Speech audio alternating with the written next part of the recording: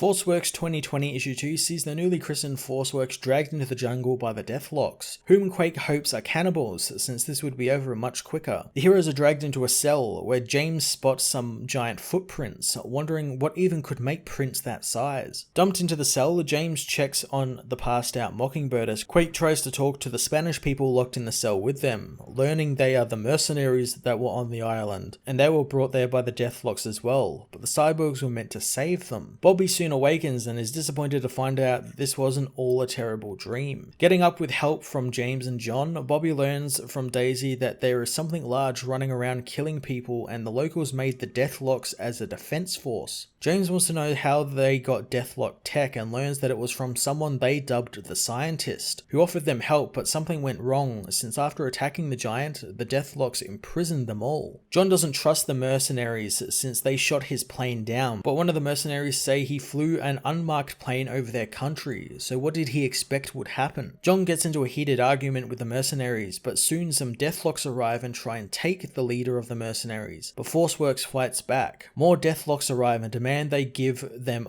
the selected prisoner and no one would be harmed. James tries to talk them down, saying that he will defend them, so the Deathloks electrocute the heroes, paralyzing them all and telling them that instead of the man, they will take Rhodey. Quake manages to use her powers on the ground and cause the ground to shake, but she is smashed in the face for her trouble. She stops as her planned work, as whatever made the giant footprints is headed their way. The Deathloks flee, so the heroes free themselves from the cage. Soon they spot the giant that made the footprints, finding it to be Ultimo, who smashes its way towards them, killing the Deathloks in its path and making a way for the team to escape. As the heroes protect the people in the village, John tells the team that it was Ultimo, an alien robot designed to kill planets. Daisy questions if he knew the robot was there, but John says that he didn't as more Deathloks come for them. Blasting their way through them, the team finds some trucks, so Daisy puts the villagers on them, telling them to drive as fast as they can away from the area, while they go back and deal with the Deathloks and save James. Rhodey meanwhile is taken by a lead Deathlok to a lab, where he is told that his bravery is commendable, and if the Deathlok was still commanding human soldiers, he would definitely want James to fight against Ultimo. But bravery isn't something he needs right now. James grabs one of the nearby scalpels and stabs the man in his human eye, causing him to be restrained, as the Deathlok says that it's a shame that his paralysis wore off, since this is going to hurt. The rest of the team meanwhile fight Ultimo, destroying more of the Deathloks and the village. The Deathloks soon set their sights on the team and attack, but the heroes destroy them all until US Agent runs out of ammo, forced to use his gun as a blunt weapon. Ultimo gets involved, stamping on the Deathloks and destroying them. Quake thanks the robot, who immediately attacks her with his eye lasers. Daisy isn't too pleased with her new teammate, but it knows it's not the worst teammate she's had, as John says Ultimo is drawn to Quake's vibrations, so she shouldn't use her powers. Which is easy for John to say, but the US Agent tells her that he would rather fight Deathloks over a giant robot. James meanwhile is prepared for his Deathlok conversion surgery, telling them that he can fight for them in his armor, since he doesn't want to be alive when they tear him apart. Suddenly the lab explodes and the Deathloks are killed, as Voice says that he needs James's services. Elsewhere, the rest of the team are slowly overwhelmed by the Deathloks as War Machine arrives with John's shield. The Deathloks soon run off as Ultimo also takes off after them. James tells him that Ultimo's fight is with the Deathloks and he will run them down since he doesn't care for the team. John asks what happened to James and he says that someone else rescued him. John thinks that it was another hero that Maria Hill had sent after them, but it learns it was actually MODOK, who is excited to add some much needed brain power to the Forceworks team. Forceworks 2020 issue 2 was more loud action than the first issue, as the team deal with not just Deathloks but Ultimo and even MODOK. For a book that's a tie-in to a larger event, it really doesn't feel like it. It just feels like a normal standalone Marvel ongoing that just begun, and I guess maybe that has to do with the scope of the story being much larger than the other tie-ins we've seen, like Machine Man 2020 and the Iron Age 2020 anthology book. It's also not contained to New York or Iron Man adjacent characters, and we actually have some characters that we haven't seen for a while and get to catch up with them. It's great also seeing the team dynamic play out, and while they continue to fight with one another, specifically John fighting with literally everyone else on the team, when the shit gets real, they all get together and do their jobs, which is really cool. With MODOK joining the team, I can't wait to see what Forceworks gets up to next and what MODOK's plan is here. I'm going to give this issue an 8.5 out of 10.